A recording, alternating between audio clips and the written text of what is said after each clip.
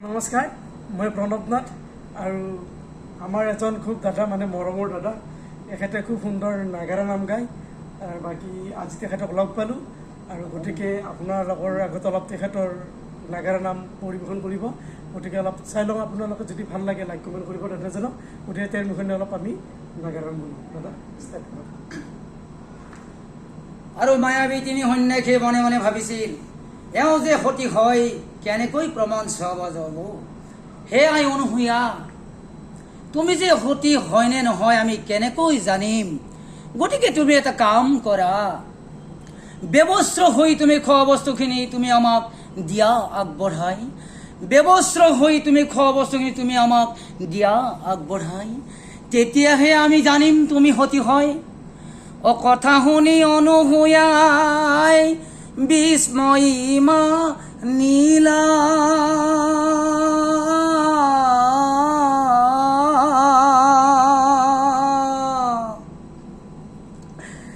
কি উপায় কৰো বুলি মনত ভাবিলা। হে প্ৰভু নাৰায়ণ,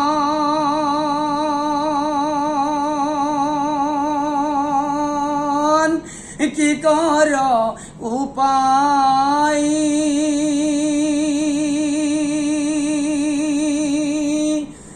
কেনেকৈ উলংগ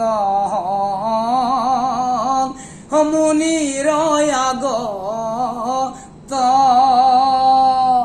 ভগৱান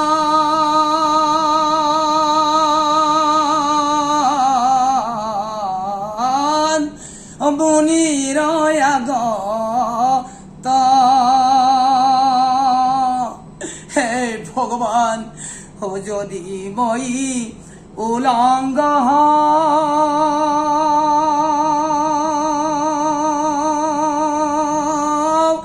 মুনিৰ আগত,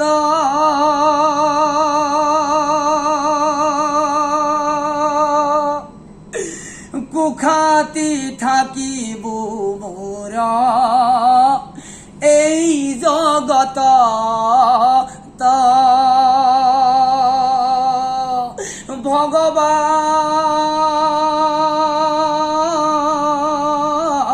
ভগৱান এই জগত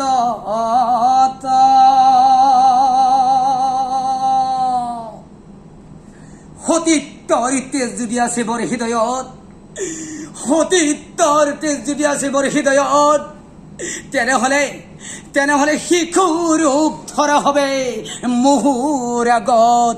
কাৰণ শিশুৰ আগত মাতৃৰ কোনো লাজেই নাই।